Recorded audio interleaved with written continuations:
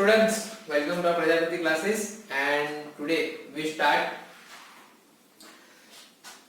classification of polynomials on the basis of degree of polynomials. हमने कल दो classifications देखे थे. कौन से? एक तो number of terms, depends on number of terms, उसकी नंबर ऑफ टर्म्स कितनी है उस पर क्लासिफिकेशन देखा था, और बाद में हमने पता लगाया था व्हाट इज डिग्री. डिग्री क्या है? हाईएस्ट पावर ऑफ वेरिएबल, उसे सिंपल डिग्री बोलते हैं. मैं डिग्री की डेफिनेशन वापस क्यों बता रहा हूँ? क्योंकि यहाँ पर डिग्री ऑफ पॉलिनोमियल्स का क्लासिफिकेशन करना है. मैंने कल बताया था कि आप दोनों में कंफ्यूज ना हो, इसलिए आज फिर से वो क्लासिफिकेशन नया वाला भी है और कल वाला जो है उसे भी कंपेयर करके बता दूंगा. तो don't waste time, let's move on the topic. कौन सा हमारा topic? Classification of the polynomials on the basis of degree of polynomial. तो डिग्री क्या थी? डिग्री थी हमारी हाईएस्ट पावर ऑफ वेरिएबल. जो वेरिएबल था उसकी जो हाईएस्ट पावर थी उसे डिग्री बोलते थे. तो यहाँ पर पॉलिनोमियल्स मैंने लिखा है तीन टाइप के क्लासिफिकेशन, उन्हें तीन डिग्री के हिसाब से ग्रुपिज्म किया है. यहाँ पर और भी होते हैं, ऐसा नहीं कि तीन ही होते हैं, और भी बहुत ज्यादा होते हैं, लेकिन अपने को बस तीन से अभी काम है और ज्यादा नहीं जाना. हर चीज के एक लिमिट होती है यार, अपने लिए तीन की लिमिट है तो उतने ही चलते. तो क्या है? Polynomials in x with degree 1. अगर पॉलिनोमियल है जो x वेरिएबल में, y जो भी जस्ट वन वेरिएबल में है, उसकी डिग्री अगर एक है तो उसे बोलेंगे लीनियर पॉलिनोमियल. एग्जांपल्स अभी बताता हूं, ठीक है? यहां पर फॉर एग्जांपल मैं ले लेता हूं तो 3x क्या है? डिग्री 1 है तो इसे बोलेंगे लीनियर पॉलिनोमियल. अगर polynomial in x with degree 2 is called quadratic polynomial. उसे क्या बोलेंगे? Quadratic polynomial. एग्जांपल लेंगे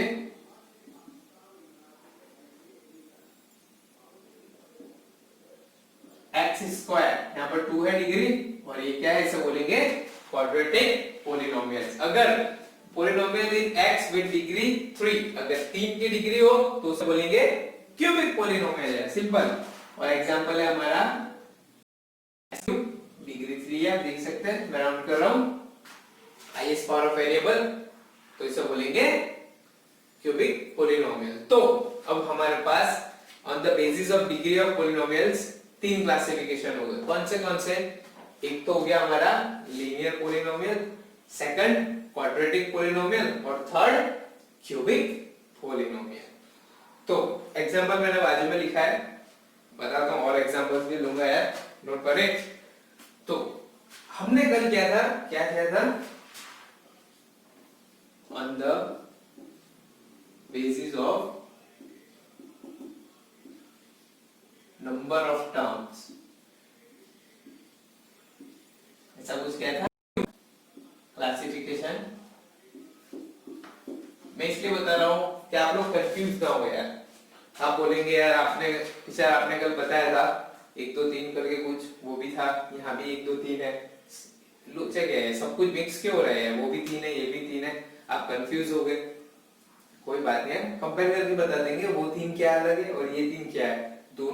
तीनों चीजें दोनों बार डिफरेंट है. हार्ड लैंग्वेज हो गई, मतलब ये तीनों चीजें, यहाँ पर 3 क्लासिफिकेशन है वो, और यहाँ पर जो 3 क्लासिफिकेशन है टोटली डिफरेंट. यहाँ पर जो क्लासिफिकेशन था वो नंबर ऑफ टर्म्स के हिसाब से था, और वहां पे था degree of polynomial. So number of terms के हिसाब से हमने क्या किया था? मोनोमियल किया था, अगर 2 थे तो बाइनोमियल किया था, और 3 थे तो ट्राइनोमियल किया था. याद है आपको? होना ही चाहिए, कल ही पढ़ा था यार. तो ये 3 हमने कल basis of number of terms के हिसाब से की थी. यहाँ पर मोनोमियल मींस एक टर्म यानी x, यहाँ पर 2 टर्म यानी x + 2, एग्जांपल है ये. और यहाँ पर 3 टर्म यानी x² x + 1. तो 3 टर्म्स हो गए. यहाँ पर ये एग्जांपल ले लिए, बात मैंने जो साइड्स पे दिखाया है वो ये भी एग्जांपल है. अब यहाँ पर जो मैंने 3x लिया है, ठीक है, ये 3x, तो उसकी डिग्री 1 है तो उसे बोलेंगे लीनियर पॉलिनोमियल। और उसे क्या बोलेंगे, और उसे बोलेंगे मोनोमियल पॉलिनोमियल। क्यों मोनोमियल? क्योंकि एक ही टर्म है। अगर दो टर्म होती तो बोलते बाइनोमियल। यहां पर अदर एग्जांपल देता हूं। 3x है, ये फर्स्ट वाला लीनियर पॉलिनोमियल, लीनियर पॉलिनोमियल के लिए LP means linear polynomial. 3x है, अगर मैं ऐसे लूं यहां पर 4x + 2, तो क्या ये लीनियर पॉलिनोमियल है? मैंने लिखा है लीनियर पॉलिनोमियल है, तो ये है हमारा लीनियर पॉलिनोमियल। ठीक है, तो ये मोनोमियल है नहीं। क्यों? क्योंकि यहां पर 1 और 2 दो टर्म है यार। यहां पर ये फर्स्ट वाली, ये सेकंड वाली, ये कांस्टेंट पॉलिनोमियल है। तो दो टर्म हो गई, तो दो टर्म हो, अगर दो टर्म हो तो उसे बोलेंगे बाइनोमियल। ओके, अब समझ आया आपको? लीनियर पॉलिनोमियल है और बाइनोमियल है। वहां पर लीनियर पॉलिनोमियल है और वो मोनोमियल है यार। अगर तीन टर्म हो तो 5x + 2 + 6x, तो ट्राइनोमियल बोलेंगे?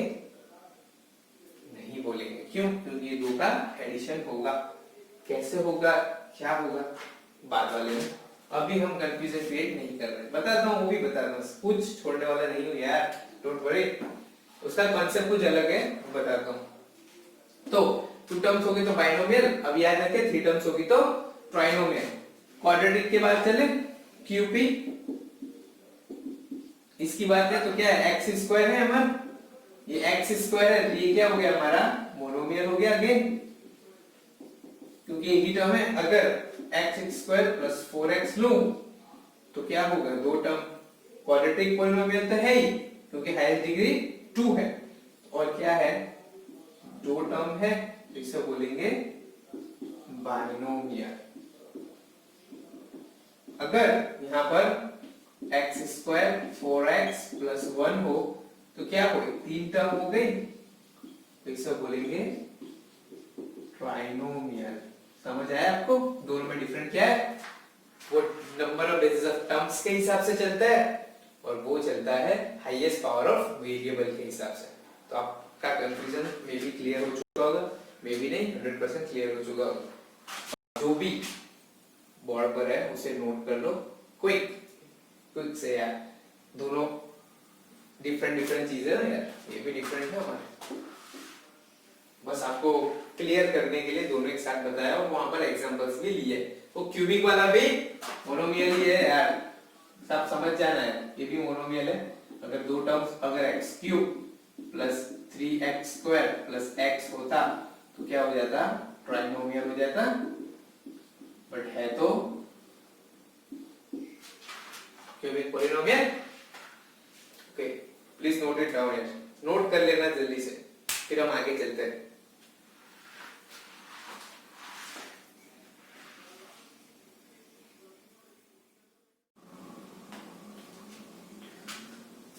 स्टूडेंट्स चलते आगे, हमने जहां से अभी छोड़ा था वहीं से लेते हैं।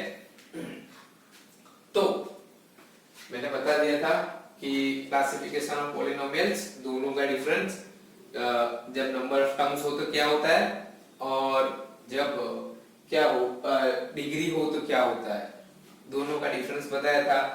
एक टर्म क्या होता है और डिग्री क्या होती है, मोनोमियल क्या होता है, सब क्लियर किया था यार। अब आगे चलते हैं, ये इंपॉर्टेंट टॉपिक्स है जो मैंने लिखा है, 3 टॉपिक्स है, इंपॉर्टेंट है, लिखे हैं मींस इंपॉर्टेंट होंगे तभी तो लिखे होंगे यार। तो ये ध्यान से देख लेना, क्यों, क्योंकि इसके बाद मैं आपको एनसीईआरटी की डेफिनेशन बताऊंगा, और अभी तक जो किया है 1.5 घंटा 2 घंटे की जो वीडियो सारी बताई, वो सब एनसीईआरटी ने एक ही लाइन में कैसे लिखा है वो बताऊंगा। मींस एनसीईआरटी को हम बोल सकते हैं, क्या बोलते हैं, एक रहस्यमय किताब बोल सकते हैं यार वो। क्यों? एक ही लाइन में जो हमने अभी तक पूरे 1.5 घंटे 2 घंटे वीडियो जो बनाई थी सारी, वो सब एक ही लाइन में उसने लिख दिया। अगर मैं वही लाइन डायरेक्ट यहीं पर लिख देता, आपको कुछ पता ही नहीं चलता यार। ठीक है, डजंट मैटर। अभी हम चलते हैं हमारे टॉपिक पे, फिर बाद में उस पर डिस्कस करेंगे। तो क्या है लीनियर पोलिनोमियल, कल बताया था लीनियर पोलिनोमियल क्या है, बताया था जिसकी डिग्री 1 हो, लिखा है नीचे डिग्री 1, अगर डिग्री 1 हो तो उसे बोलेंगे लीनियर पोलिनोमियल। क्वाड्रेटिक में 2 डिग्री, क्यूबिक में 3 डिग्री। ओके, तो डिग्री किसे, the highest power of variable, उसे डिग्री बोलेंगे। रिपीटेशन कर दिया। तो यहाँ पर क्या है लीनियर पोलिनोमियल में, try to make a linear polynomial with 3 terms, मतलब हमें बनाना है, कोशिश करनी है लीनियर पोलिनोमियल को 3 टर्म में, मतलब टर्म पता है आपको, जैसे x plus x square plus x cube 3 terms हो गए, बस वही टर्म्स में बात करने। टर्म्स में तो बहुत सारी बातें की थी हमने यार, ज्यादा डिटेल में नहीं जा रहा, अभी बता चुका हूं। तो यहाँ पर लीनियर पोलिनोमियल को 3 टर्म्स में बनाना है। तो यहाँ पर मैंने एग्जांपल के लिए लिखा है 3x plus 5 plus 1/2x plus 3। यहाँ पर कितनी टर्म है, ये सारी 4 टर्म है। कितनी टर्म है, ये सारी 4 टर्म्स है यार, 4 टर्म्स। तो मैंने बोला मैं सिर्फ 3 में बनाने की कोशिश करनी है, हमें 4 भी नहीं चाहिए, 5 भी नहीं चाहिए, सिर्फ 3 बनाना है पहला। तो क्या बन सकता है, कभी नहीं बन सकता यार, कभी नहीं। क्यों, क्योंकि ये 2 का एडिशन हो जाएगा यार, सेम टर्म है 3x plus 1/2x means 1/2x, और ये 2 का एडिशन हो जाएगा, तो हो जाएगा 5 प्लस 3 8। तो अगेन 2 टर्म्स हो गई, 4 से कितनी हो गई, 2 टर्म्स हो गई, मतलब 3 नहीं बनी। अब कोई भी एग्जांपल ले लो, किसी भी तरह सॉल्व कर लो, अगर लीनियर पॉलिनोमियल होगा तो उसकी हमेशा 2 ही टर्म मैक्सिमम बनेगी, तीसरी नहीं बनेगी। तो हमने कोशिश की, नहीं बनी। तो बॉक्स में लिखा है, क्या लिखा है, linear polynomial can have at most 2 terms, मतलब उसके पास ज्यादा से ज्यादा 2 ही टर्म्स हो सकती है। अगर लीनियर पॉलिनोमियल है और उसकी डिग्री 1 है तो उसके पास ज्यादा से ज्यादा 2 ही टर्म्स हो सकती है। चलो, ये तो हो गई लीनियर की। सेम क्वाड्रेटिक पॉलिनोमियल की बात करते हैं।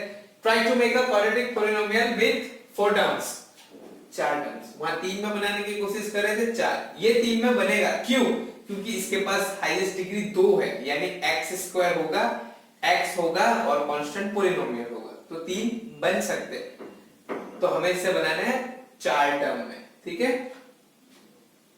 तो क्या बना सकते हैं, देखते हैं। ये एग्जांपल है 4x² + 2x + 5। यहां पर तो 1 2 3 4 5 6 टर्म लिया है मैंने, और 6 टर्म लेने के बावजूद हाईएस्ट डिग्री तो 2 ही रहेगी उसकी, तो मुझे मैक्सिमम x² ही लेना पड़ेगा। मैं जितनी बार लूं 10 टर्म भी लिख दूं, लेकिन x² तो लेना ही पड़ेगा। तो सारे x² का सम होगा, x का एक साथ होगा और कांस्टेंट का कांस्टेंट के साथ होगा, तो हमें मिल जाएगी 3 टर्म। हमें सिर्फ मिलेगी 6 टर्म्स थी, तो हमें मिलेगी सिर्फ 3 टर्म्स। तो वही quadratic polynomial can have at most 3 terms, मतलब सेम अगर क्वाड्रेटिक होगा तो हमें ज्यादा से ज्यादा 3 टर्म मिलेगी, से ज्यादा नहीं मिलेगी यार। जैसे लीनियर में 2 मिलेगी, यहाँ पर 3 मिलेगी। क्यूबिक को बताने की जरूरत नहीं है, 4 टर्म्स एट मोस्ट होगी, सेम होगा। अब इंपॉर्टेंट है ये डेफिनेशन, ये वाली जो बॉक्स में है वो डेफिनेशन इंपॉर्टेंट है। If n is degree of polynomial, अगर कोई पोलिनोमियल की डिग्री n है, then in polynomial we can have at most n plus 1 terms. Means अगर x² है तो उसके जो टर्म्स होंगे वो 3 होंगे। क्वाड्रेटिक में देखा आपने 3। अगर x है तो 2, यानी n 1 है तो 2 हो जाएगा। यहाँ पर n क्या था, 1 था, तो हमें n plus 1 2 मिला। यहाँ पर n हाईएस्ट डिग्री 2 थी, मींस डिग्री हुई ना यार, हाईएस्ट डिग्री 2 थी, तो यहाँ पर हमें मिले 3 टर्म्स। तो हाईएस्ट पावर ऑफ वेरिएबल को डिग्री बोलते हैं, तो हाईएस्ट पावर 2 थी, तो n plus 1 3 टर्म्स। तो यहीं पर लिखा है कि अगर n डिग्री होगी मेरे पास, तो हमारे पास एट मोस्ट होंगे n plus 1 टर्म्स। ये क्यों बताया, वो अगले में अभी बता रहा हूं कि क्यों बताया। बट ये नोट कर लेना, जो भी फॉर्मूला बहुत ज्यादा इंपॉर्टेंट है, बहुत अच्छे से लिखा है, नोट कर लो। ये वाला क्यों बताता हूँ, ये सब एनसीईआरटी का कमाल है, वो सब एक ही लाइन में लिख के छूट जाता है यार। Please note it.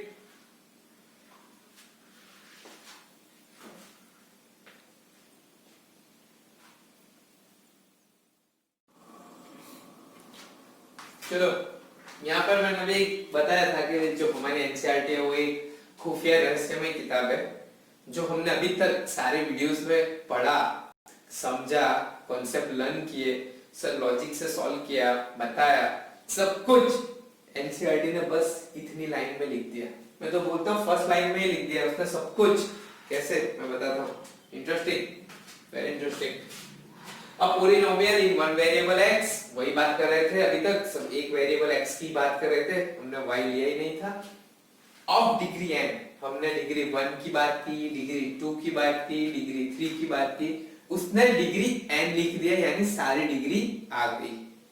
Is an expressing of the form, अब उसे एक्सप्रेस किया, उसने सारी डिग्री भी ले ली एक ही लाइन में, एक वेरिएबल x भी ले लिया और एक्सप्रेस किया गया px equals to a0 plus a1x plus a2x square plus a3x cube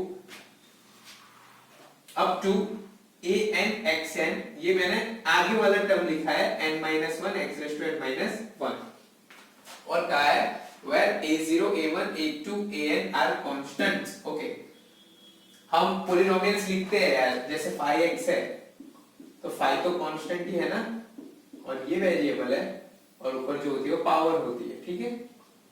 तो यहाँ पर phi की बात की, यानी a0 a1 a2 वो सारे कांस्टेंट है, और जो ये लास्ट वाला टर्म है देख सकते हैं an does not equal to 0। क्यों, वो क्यों 0 नहीं होना चाहिए, ये कोई बताता नहीं है, जनरली ये कोई नहीं बताता यार, वो बोल देते हैं डेफिनेशन है लिख लो खत्म, नहीं है। बट व्हाई an क्यों 0 नहीं होना चाहिए, क्योंकि यहाँ पर जो n है, डेफिनेशन खराब नहीं करती, यहाँ पर जो n है वो डिग्री है, मींस वो हाईएस्ट पावर है वेरिएबल की। अगर हाईएस्ट पावर का कोफिशिएंट अगर 0 हो जाता है तो क्या होगा, वो पूरी टर्म 0 हो जाएगी, यानी वो पूरी टर्म निकल जाएगी। तो फिर डिग्री n कैसे रहेगी यार, सपोज अगर मेरे पास एग्जांपल से यहाँ पर x plus 5 x square plus 5x है यहाँ पर, ठीक है। अगर ये वाली टर्म में 0 कर दूं, 0, अगर इसकी डिग्री क्या है 2 है, अगर मैं 0 कर दूं तो ये टर्म की डिग्री क्या होगी 1 हो गई, क्योंकि हाईएस्ट पावर ऑफ वेरिएबल तो 1 है। मींस हम जो हाईएस्ट पावर हमारी है, यानी जो शो करता है कि डिग्री क्या है, वो टर्म 0 नहीं होना चाहिए। ये हटा दो तो ये हाईएस्ट पावर वाला टर्म हो गया, तो यहाँ पर an-1 0 नहीं होना चाहिए। ओके, सिंपल है। चलो, a0 a1 a2 a3 0 हो सकते हैं, क्योंकि वो कांस्टेंट है, वो 0 हो सकते हैं, ठीक है। 0 कांस्टेंट पॉलिनोमियल होता है, 0 पॉलिनोमियल आपने पढ़ा था।